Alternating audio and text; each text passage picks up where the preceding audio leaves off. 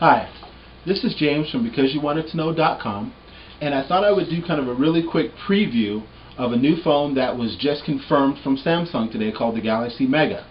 Now this is going to be kind of a weird review or preview because I don't actually have the phone. No one does. It was just confirmed. But it has kind of created a lot of buzz on the web, and if you're really into phones at all, you've probably heard about it. So the Samsung Galaxy Mega, let me tell you a little bit about it. It actually comes in two different variants. One is the Galaxy Mega, and it has a 6.3-inch screen, which is absolutely huge. Those of you who have ever watched any videos of mine, as you know, I have a Samsung Galaxy Note 2, which right now is pretty much the largest cell phone, or the largest smartphone or phablet on the market right now. The 6.3 is just much bigger than that. And then there's the Mega Mini, I'll call it the Mega Mini, and it has a 5.8-inch screen. The Note 2 is a 5.5, so you know, a 5.8 and a 6.3. Right here, let me show you a picture of the 6.3 compared to a Galaxy Note 2, and you'll kind of get an idea as far as the size difference.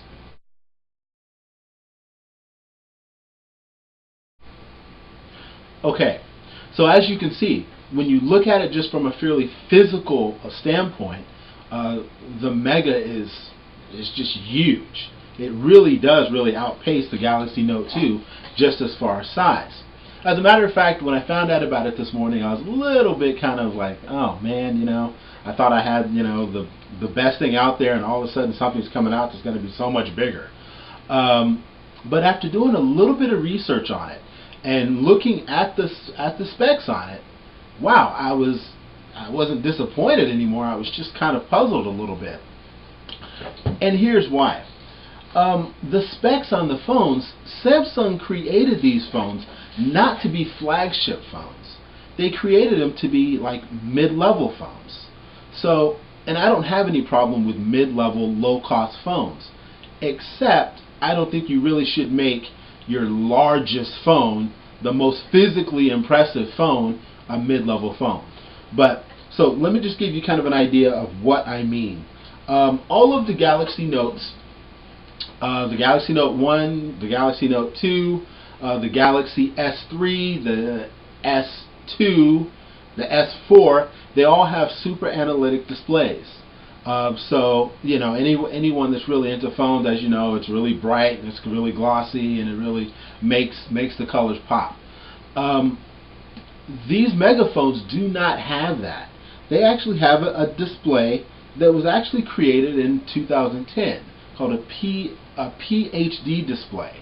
It was kind of brought out in their 2010 phones, so they didn't give it the best display that they had available to them. They kind of, you know, made them a little bit lower resolution phone, especially in the 5.8-inch. And there was a couple other characteristics of the phone where they just kind of seemed to kind of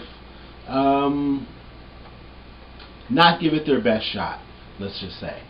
When it comes to RAM, for instance, the Galaxy Note 2, you know, has 2 gigs of RAM. Both of the Megaphones have 1.5 gigs of RAM, which I thought was kind of weird. It's like that extra half a gig was just going to push it over budget or something. Also, when it comes to the processors, Galaxy Note 2, S3, phones that are out right now, they have quad-core processors. So, you know, they're really quick, they're really snappy, you can have lots of applications open, and it doesn't ever seem to drag down the phone. I've had this phone for about a month and a half and have not been able to slow it down at all, regardless of how many applications I have on it. Well, the Mega phones have dual cores, which, again, it's just kind of going along with that whole theme that these are not flagship phones. One of the things that makes the Note 2 kind of the really impressive thing is the S Pen. Neither one of the Megas have an S Pen either. So basically what they did is they created a big physically imposing phone. No one knows what the price is going to be. but I would assume because it's missing all of those features, the quad-core processor, less RAM, no S Pen, no super analytic display, I'm assuming it is going to be priced far less than what the flagship phones are. You know, who knows what they're going to come out with. Maybe they may come out with a Mega Pro or something like that that is a flagship phone. But as of right now, the two Mega phones that have been released, I got to tell you, I'm not really all that impressed. As a matter of fact, personally, and this is just me speaking personally, I think it may actually hurt Samsung's reputation. One of the things that really gets me excited about electronics, whether it be phones or laptops or computers or anything else like that, is innovation.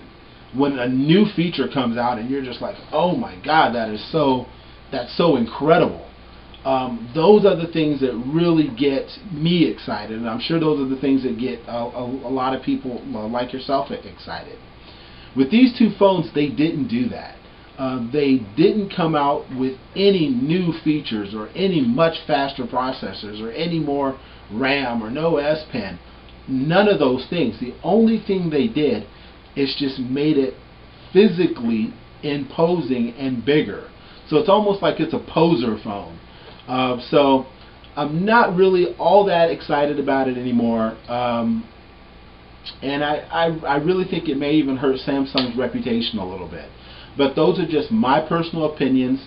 You really do have to kind of judge it on your own. And when it definitely comes out, I will definitely get one in my hand and do kind of a real live face-to-face with it. So that's pretty much it. If you like this video, please give me a like. I think it's down there. Please subscribe, because I am going to be making some more videos. And your comments are always helpful. If there's anything that you want me to kind of do a review on, or any questions that you have, please leave me a message in the comment section, or feel free to hit me up on Facebook, Twitter, or Google+, which I absolutely love now. Thank you very much for watching, and I will see you soon. Bye-bye.